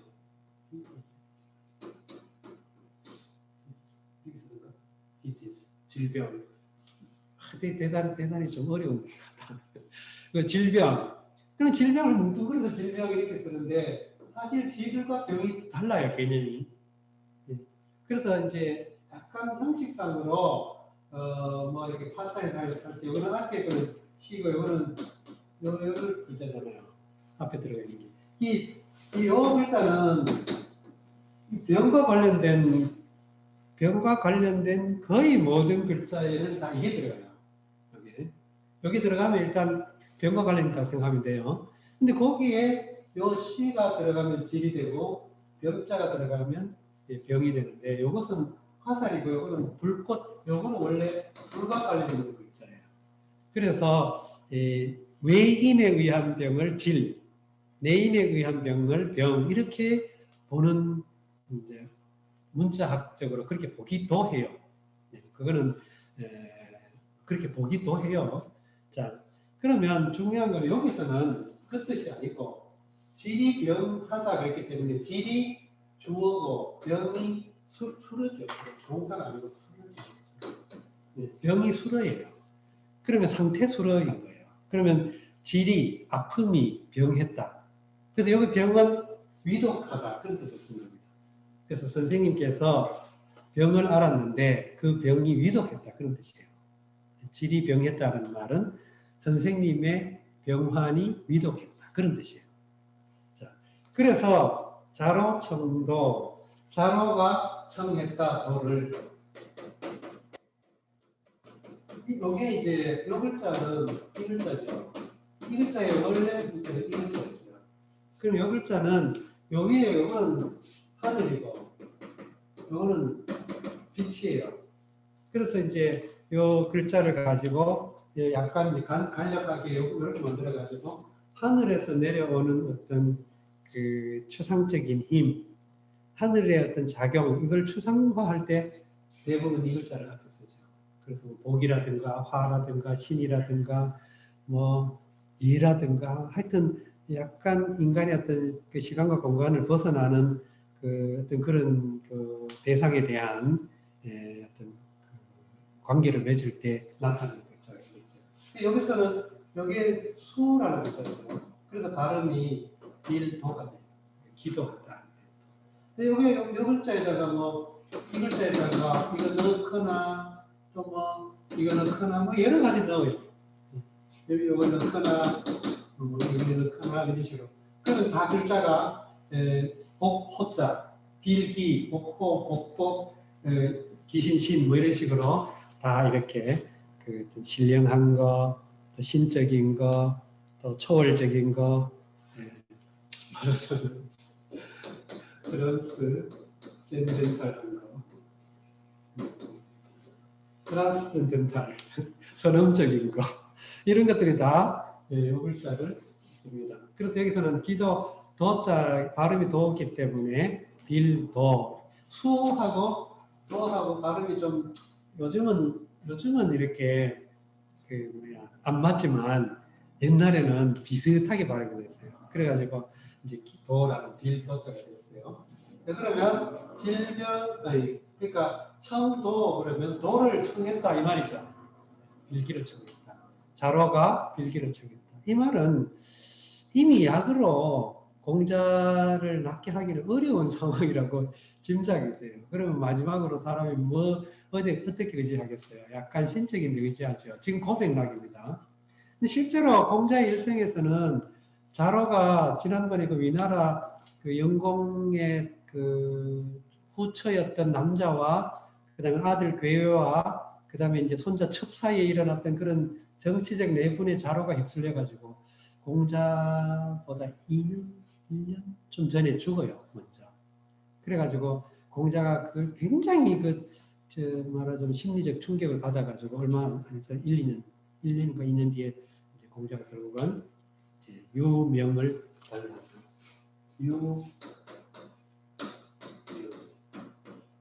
운명을 달리하는 게 아니고 유명을 달리하는 거예요. 유명을 달리하죠. 여기서 자로의 어떤 솔직한 성격이 나타나 있는데 약간 성급하기도 하고 덤비는 성격. 청도한데 그 기도를 빌기를 청했어요. 자활 유저 선생님께서 유저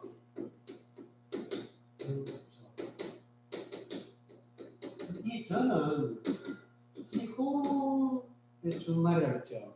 준말 지호 또는 지호 그 합쳐진 글자로 봐요.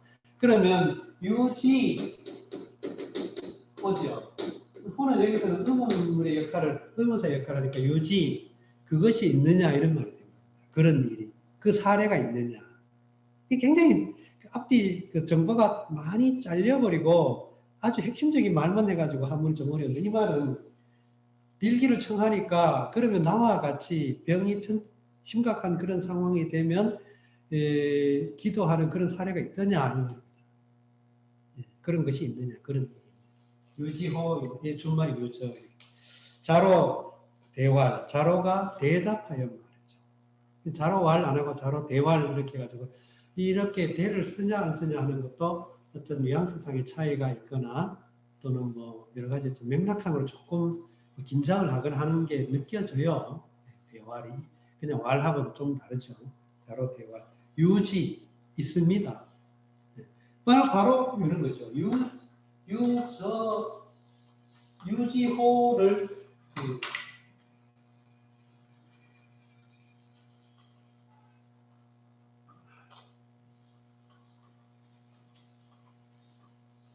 자, 유지호라고 됐어요.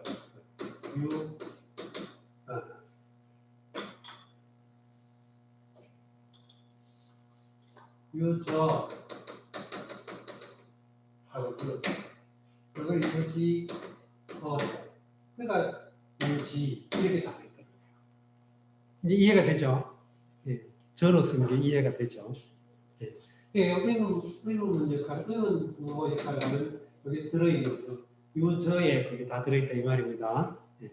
그래서 그러니까 여기 유지 있습니다. 이렇게 말하는 거죠. 저 지난번에 그 여러분들한테 말씀드렸나 모르겠는데 그 빅토르 위고가 레미제라블 쓰고 이제 출판사에 그 전보를 보내 이렇게 그랬더니 출판사 사장님이 이렇게 왔죠. 그러니까 잘 팔립니까? 라고 보니까 잘 팔립니다. 이런 뜻으로. 자, 이게 그 호가 있으면 뭐래요? 이 호는 없으니까 이렇게 됩니다. 자, 그래서 있다, 있습니다. 뇌에 와, 뇌에 와, 뇌에 와. 이 뇌는 글자가 좀 처음 보는 글자라서 어렵지만 이 말을 이게 이 말의 자형 그러니까 글자가 형성된 원리를 가만 보면 그렇게 어렵지 않습니다. 한문은 이제 여러분들도 굉장히 그 한자에 대한 감이 좀 익숙해지셨는데 가만 보면 그 상당수의 한 3분의 2 이상의 한자가 여러분이 접하는 한자의 3분의 2 이상이 이 의미나 발음이 유추가 돼요. 자, 이것도 마찬가지인데 이거는 말이죠, 말. 요 글자가 이제 가만 보면 여기에 뭐냐면 쟁기 왜죠? 쟁기 알아요? 알아요. 쟁기 이렇게 해가지고 이렇게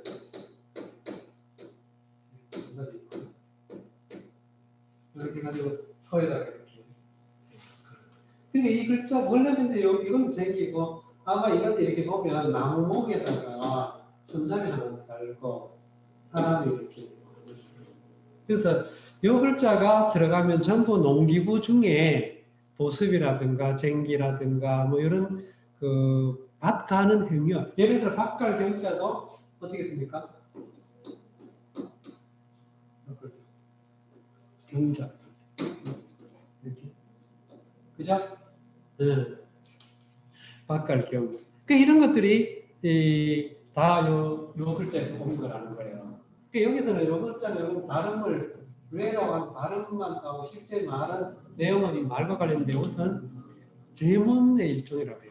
제문, 그 죽은 사람 아니 사람을 위해 제사 지내면서 뭐 제사 지낸다는 게 꼭 죽고 나서 제사 지낼 수도 있지만 죽기 전에 이제 죽을지도 모르는 사람을 위해 그 사람의 어떤 그런 그 운명에 대해서 이제 신령한 힘에 기원하는 그런 글로 쓴 게 일회라. 그래서 나중에는 일반적으로 제문에 주로 쓰이는 글자가 됐는데 이 주석에는 뭐라고 됐냐면 애사이 슬기 행지 사여라 이렇게 했죠. 죽음을 슬퍼해서 그 사람의 살아온 행적을 서술한 글 이게 뇌라고. 그래서 제문뇌라고 일반적으로 말하고 있죠. 자, 그러니까 이런 제문에 뭐라고 됐냐? 도, 이, 우, 상하, 신기 이런 구절이 있다 이겁니다. 도, 이 여기서 이는 너 있잖아요. 너. 그럼 도는 그 빌조자죠. 그럼 너를 빌었다.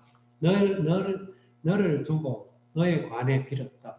우는 이 우는 나중에 서로 바뀌었다가 다시 여기 서경 같은 아주 거대 텍스트에는 우로 되어 있다가 거기에 이제 노노 맹자 같은 그런 텍스트에는 어로 되어 있다가 현대 백화에서는 다시 우로 바뀌었어요. 근데 같은 발음도 같고 역할도 같고 똑같이 써요. 거의 똑같은 글자로 써요. 그럼 여기서는 이제 우는 어디 있죠. 그럼 너를 빌었다. 누구누구에게 여기는 상하 신기 신은 하늘에 있는 신을 신이라고 하고 땅에 있는 신령을 기라고 하고 천신지기 이렇게 합니다. 요거 글자가 이것도 이렇게 돼가지고 이렇게 되면 기고 이렇게 되면 지예요. 다만지 또 약간 지로 요거는 기예요. 그래서 요 밑에 글자를 잘 보고 밑에 점이 하나 없으면 그냥 기로 읽고 점이 있으면 지로 읽습니다. 그런 차이가 있어요. 아무튼 여기서 상하신기, 그러니까 하늘의 신과 땅의 신에게 빌었다 너를 두고, 이런 구절이 뇌라는 글에 있더라. 자로가 본 적이 있는 뇌라는 글에 그런 게 있더라 이 말입니다. 이런 거 많죠. 우리가 뭐 하여튼 정말 아끼던 대상이 죽었을 때 그 죽음을 슬퍼해가지고 그걸 2인칭으로 불러가 2인칭으로 지칭하면서 너를 뭐 어떻게 너가 떠났지만 나는 너를 보낼 수 없다 뭐 이런 식으로 말하듯이 여기서 그런 식이에요. 자, 그렇게 대답을 하니까, 그러니까 이런 용어가 있으니까 빌어도 괜찮습니다. 공자의 경우는 이제 자기 행위가 죽을 때까지, 죽음을 앞두고서도 자기 행위가 어쨌든 그런 말하자면 예법이라든가 질서, 어쨌든 이런 데 어긋나는 것에 대한 자기의 점검이 하고 있었던 것이죠. 그랬더니 이제 자로가 선생님 그런 예가 있으니까 빌어도 괜찮습니다. 이런 이제 무마하려고 이제 대답했죠. 그랬더니 공자가 다시 말하죠. 구지도 구의, 나의 기도가 오래되었다. 여기서 구 역시 자기 이름을 직접 지칭한 걸로 봐서 삶과 죽음이라고 하는 이런 아주 심각한 상황을 두고서 자기를 낮춰서 표현한 거라고 볼 수 있겠죠. 그럼 나의 기도는 길다. 김남조라고 하는 시인이죠. 옛날 시인인데 김남조 씨의 시에 너를 위하여라는 시가 있어요. 오늘 밤에 가서 꼭 한번 읽어보세요. 나의 밤 기도는 길고 오직 한 가지 말만 되풀이한다. 뭐 이렇게 시작. 나의 기도는 길다. 오래되었다. 나는 이런 기도라면 이미 한 적 오래되었다. 그게 만약에 그런 식으로 기도할 것 같으면 나는 이미 오래되었다. 그래서 내가 이런 거는 이렇게 내 죽음과 삶의 어떤 그런 기로에서 단순히 내 삶을 유지하기 하고 연장하기 위해서 빌 필요는 없다. 그런 공자의 어떤 의식, 자세 이런 걸 볼 수도 있습니다. 이제 몇 개 안 나옵니다. 아주 짧은 구절이 나왔으니까. 자왈 사 즉 불선하고 검 즉 고이니 여기 불선냐 이런 영고입니다. 자이 가라사대 사 즉 불선하고 검 즉 고이니 여기 불선냐론 영고입니다. 자이 가라사대 사하면 손치 아니하고 검하면 고하나니 그 손치 아니함으로 더불어론 차라리 고할지니라. 사하면 불손하다. 즉이 역시 이렇게 조건화하는 걸 우리가 알 수 있죠. 즉이 들어가면 상당히 일반적으로 굉장히 흔하게 쓰이는 예죠. 그래서 사하면 여기 사는 사치하다 이런 뜻입니다. 내가 사치하다. 사치하면 불손하다. 불손이라는 말은 겸손하지 못하다. 저는 뭐랄까 순종. 우리가 자꾸 순종 그러면 부정적으로 자꾸 받아들이는데 사실 순종이라고 하면 순리대로 이런 뜻이에요. 뭐 순리대로 따르는 거. 순종보다 순리대로 뭐 이런 약간 온순한 뭐 이런 뜻이에요. 그러니까 사치하면 온순하지 못하다. 여기 이게 나중에 이 선자하고 같이 있으니까 겸손할 순자하고.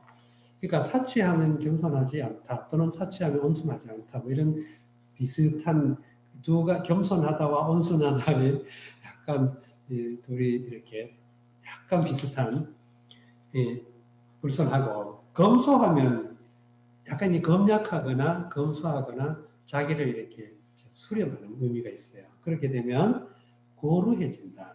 좀 답답하다, 완고하다 이런 뜻이 고가, 견고하다 뭐 이런 뜻이니까 딱딱하다, 좀 빡빡하다 뭐 그런 뉘앙스가 있죠. 그렇게 되니 그 말이에요. 근데 여기서 그 다음에 문장이 우리가 몇 번 보아온 그런 문장인데요. 이 문장은 잘 쓰기 때문에 한문에서 선택하는 문장을 많이 쓰기 때문에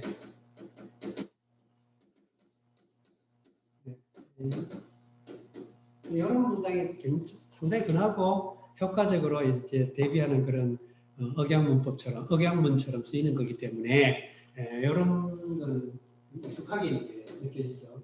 A 하느니 차라리 B한다는 거죠. A 하느니 차라리 B한다. 불선하느니 차라리 고로 하겠다고 합니다. 이렇게 문장을 쓰는데 이렇게 보면 어쨌든 둘 다 문제가 있는데 이 불선도 문제고 고르도 문제예요. 근데 그 기왕 문제를 둘 다 어쨌든 문제가 있지만 만약에 어느 하나를 불가피하게 어느 한쪽을 선택할 수밖에 없다면 차라리 어느 걸 택하겠다. 지금 이런 내용이거든요. 그러니까 공자의 그 논어에 보면 이와 같이 둘 다 문제가 있지만 문제 상황 속에서도 차선을 택하겠다. 또는 차악을 택하겠다. 이런 식의 공자의 어떤 발언이 여러 번 나옵니다. 자, 그건 그렇고 이 사치하면 경선하지 않다, 온순하지 않다 하는 건 참 동서고금을 막론하고 적용되는 그런 말 같아요. 서양에서도 아주 고급 승용차를 몰고 다니는 사람이 교통법규를 어길 확률이 몇 배가 높다, 몇 배. 예를 들어 뭐 이렇게 그냥 아주 검소한 소형 승용차를 가지고 다니면 뭐 이렇게 교통법규를 대부분 지키려고 하는데 아주 막 그냥 아주 고급 승용차를 타고 다니는 사람들이 좀 그렇대요. 동서양을 막론하고 그렇대요. 우스개 같지만 이렇게 도시에서 시내에서 차를 운전하다 보면 그런 얘기 많이 겪죠. 사치하면 사람이 좀 건방져진다. 자왈 군자는 탕탕이요 서인은 장척척입니다. 군자는 탕탕탕이요 서인은 장척척입니다. 이 탕은 평평하다, 너르다, 뭐 크다 그런 뜻으로 쓰이는 우리가 평탄하다 그러죠. 평탄한 길을 예비한다고요. 그래서 이거 탕은 그런 글자예요. 그러면 탕탕은 그 의태어 같은 거예요. 의태어. 모습, 모양을 나타내는. 그러니까 우리가 호호탕탕하다. 아주 그 막 큰 물이 져가지고 그 엄청 큰 물이 져가지고 막 강을 범람할 정도의 큰 물이 져서 막 밀려 내려갈 때 우리는 그 호호탕탕하다 그러죠. 탕탕한 물결 그러죠. 거침없이 막 질펀하게. 이쪽 사람들이 쓰는 말, 걸판지게 이런 말이 있더라고요. 약간 그런 느낌이 들지 않은 거죠. 걸판지게. 탕탕이란 말은 아주 드넓게 평탄하다. 그러니까 왜냐하면 당당하다 이 말이에요. 뭐 도덕적으로든 뭐 어쨌든 여러 가지 면에서 남에게 볼릴 거 없고 부끄러움이 없고 부끄러워할 수치스러운 게 없고 뭐 그러니까 언제 어느 때는 당당하고 떳떳하니까 탕탕하게 되는 거예요. 근데 소위는 장척척이라 장은 길이라고 하는 부사, 탄이나 장이나 다 부사어가 됐죠. 부사. 그럼 장은 길이, 길장자. 길장자니까 길이. 우리 길이 보존하할 때 길이. 오랫동안 길게. 그럼 척척은 여기는 근심하는 모양입니다. 그래서 의태어로 역시 근심한다. 그러니까 왜 그러냐?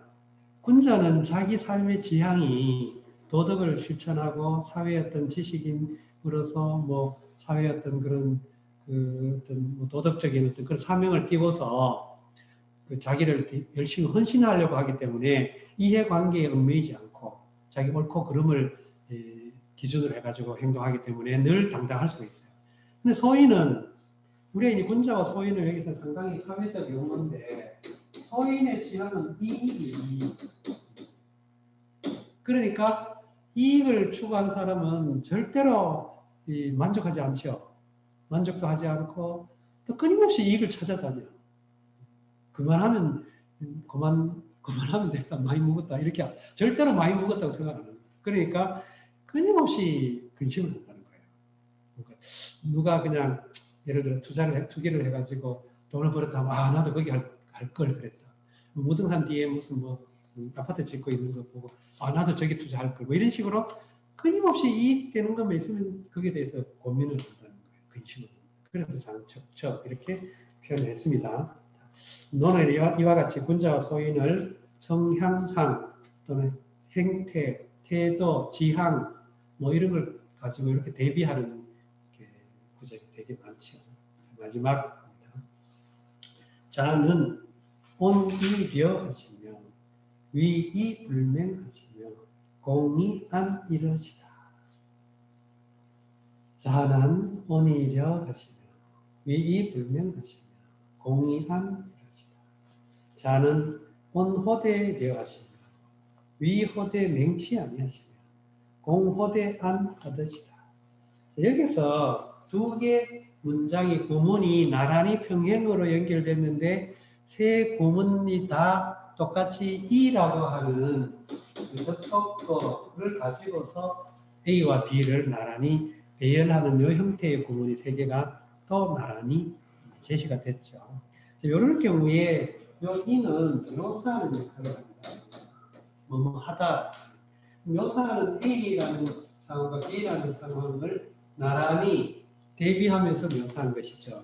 이런 경우에 온과 려, 그 다음에 위와 불맹, 공과 안이 A와 B가 대조적일 경우도 있죠. 여기서는 세 개 다 대조적으로 보이지는 않아요. 근데 이제 온과 려의 경우는 좀 대조적으로 볼 수 있죠. 왜냐하면 온이라고 하는 것은 온화하다, 따뜻하다 이런 뜻이고 려는 원래 이 려는 사납다라는 뜻으로도 쓰이고 여기서는 주석에는 엄숙하다 이렇게 있기 때문에 온과 려가 좀 대비적 또는 대조적 느낌을 갖죠. 그런데 위이 불맹과 공이 안은 둘 다 대조적인 맥락은 아니에요. 그렇죠? 왜냐하면 위와 불맹은 어떤 의미에서는 같은 유사한 자질을 지금 이야기하잖아요. 위는 위험이 있다 이런 뜻이고 맹은 사납지 않다는 뜻인데 위험이 있지만 사납지 않다. 그리고 우리 문장으로는 이제 하지만 뭐이지만 뭐 하다 이렇게 할 수 있고 뭐뭐로되 하다 이렇게도 여기는 지금 공이 안의 경우는 그렇죠. 공손하되 편안하다. 자, 공손하되 공경스럽되 아주 그 안이라고 하는 건 여기서는 편안하다는 의미가 우리가 편안하다 그러면 안락하다 그런데 이제 여기서는 자연스럽다 또 여유롭다 또 뭐 느긋하다 이런 의미예요. 자연스럽다 이렇게 더 가깝다 볼 수 있어요. 그러면 어쨌든 온이려 위이 불맹 공이안 그러니까 위이 불맹의 경우도 위하지만 맹하지는 않는다. 위하면 맹하기 쉬운데 맹하지는 않다 이 말이죠. 그러니까 내용상 대조적으로 보여도 실질적 의미로는 비슷한 의미 맥락을 가지고 있죠. 이런 경우에는 실질적으로 이게 대조적이든 같은 계열이든 중요한 거는 A, E, B라는 구분을 통해 가지고 하나의 더 상위의 개념으로 통합되어 있다는 거예요. 예. 그러니까 일종의 변증법적 지향 같은 변증법적 지향 같은 것이죠. 그러니까 서로 이제 약간 대조적이거나 또는 유사하든 어쨌든 이라는 걸 통해 가지고 A와 B를 양자를 결합시켜 가지고 더 약간 고위층의 더 상층의 어떤 개념으로 승화시켜 나가는 그런 역할을 한 겁니다. 한문이 이런 문장을 참 흔하게 써요. 참 아주 역동적으로 잘 씁니다. 그래서 이 이를 잘 씀으로 해서 대조적이든 대비적이든 이를 잘 쓰면 굉장히 효과적으로 그 문장을 아주 말하는 아주 그 인상적으로 만들 수가 있어요. 자, 이렇게 해서 7권이 끝났습니다. 이게 드디어 8권이 다음, 오늘은 시간이 다 됐고, 8권에 8권이 태백편이에요. 태백편, 바로 태백 이렇게 시작하죠. 그래서 거기에 혹시라도 물론 다 관심이 있으니까 공부를 하시겠지만, 조금 이렇게 시간으로 여유가 있거나 하신 분들은 태백편과 관련된 주석이나 참고 자료를 한번 읽어보세요. 그럼 제가 말씀드린 내용과 이 내용을 좀 더 소상하게 읽을 수 있을 겁니다. 그렇게 읽고 접근해 보면 공자가 왜 태백을 이렇게 칭송했는가 하는 걸 더 알 수가 있고요. 또 한 가지 어쨌든 이렇게 7권까지 왔습니다 우리가. 자, 이렇게 시작은 미미하지만 끝은 창대할 수도 있고 시작은 창대하지만 끝은 흐지부지 될 수도 있어요. 그러나 우리가 어쨌든 여기까지 참고 왔다는 거 정말 놀라운 얘기죠. 이 시점에서. 그래서 어쨌든 끝까지 우리가 해가지고 완주를 할 수 있도록. 자, 날이 이제 자꾸 더워지는데 건강도 조심하시고 또 이렇게 다음 주에 또 한 주 보내고 다음 주에 또 뵙도록 하겠습니다. 수고하셨습니다. 고맙습니다. 감사합니다.